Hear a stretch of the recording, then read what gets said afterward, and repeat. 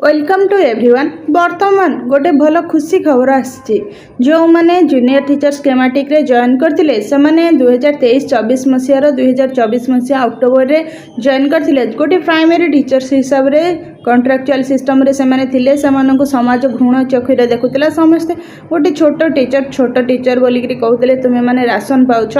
बर्तमान से टीचर माने बहुत संघर्ष करते निजर न्याय दाबी पाइबापी शेष आमर जो रही मार्च मास 2026 मार्च 20 माननीय मुख्यमंत्री घोषणा करथिले जे जॉइनिंग पर से रेगुलर बोलिकी गणना करागला। मात्र जनवरी 2026 1 तारिख ठारू से निजर रेगुलर टीचर हिसाब रे समस्त सुविधा पाइबे। मात्र ये जो थिला गवर्नमेंट ऑर्डर जहाँ को आम गो बोली कहे से ऑर्डर न आसुथिबारु बारंबार आंदोलन होउथिला। अगस्ट मास 23 तारिख 2025 रे सरकार घोषणा करथिले, मुख्यमंत्री घोषणा करथिले कि जूनियर टीचर जो मान थिले से माने रेगुलर हेले बोलिकी मात्र गवर्नमेंट ऑर्डर न आसुथिबारु पुनर्बार आंदोलन होइथिला। शेष मार्च 20 2026 मसीहार सरकार घोषणा करथिले एवं वर्तमान देखंतु एप्रिल मास 2 तारिख एप्रिल 2 तारिख 2026 रे यार विधिवत भाव में गवर्नमेंट ऑर्डर आसी। Government of Odisha school and mass education department तरफ यही गवर्नमेंट ऑर्डर टी आसी। हाँ, यार सब्जेक्ट रही regularisation of junior teacher schematic engaged in primary and upper primary schools अर्थात जो मन जूनियर टीचर स्कीमेटिक भाव में एंगेज पाई से माने रेगुलर हेले।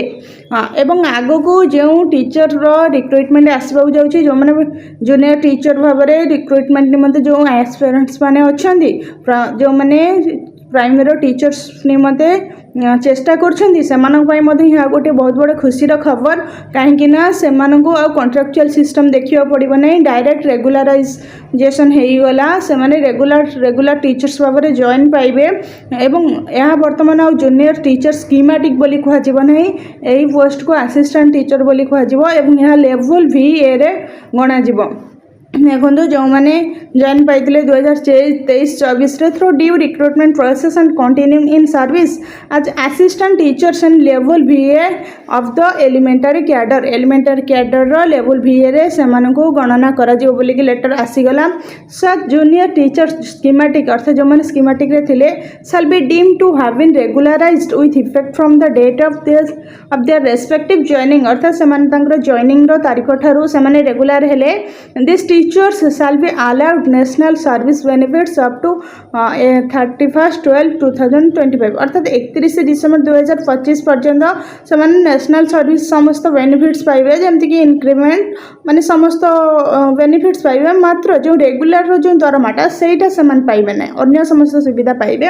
दे shall be entitled to draw regular pay salary and other admissible service benefits of assistant teacher in level VA with effect from 1/1/2026 अर्थात से जनवरी 1 तारिख 2026 रु रेगुलर टीचर्स अर्थात असिस्टेंट टीचर समस्त सैलरी पाइबे।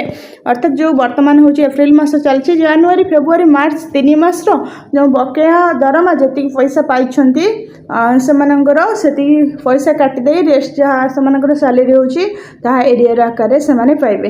Order at this notification will be published in extraordinary issue of Odisha gazette अर्थात ये देखो से गवर्नमेंट ऑर्डर आसीगला से रेगुलराइज हो गले और आगो को जो असिस्टेंट टीचर्स आसो ताहा रेगुलर मोड रे आसीबो। वीडियोटी भल लगी लाइक करंतु एवं चैनल टी को सब्सक्राइब करंतु। जो मैंने आगो को टीचर्स एस्पिरेंट अच्छा से गोटे बहुत बड़ खुशी खबर।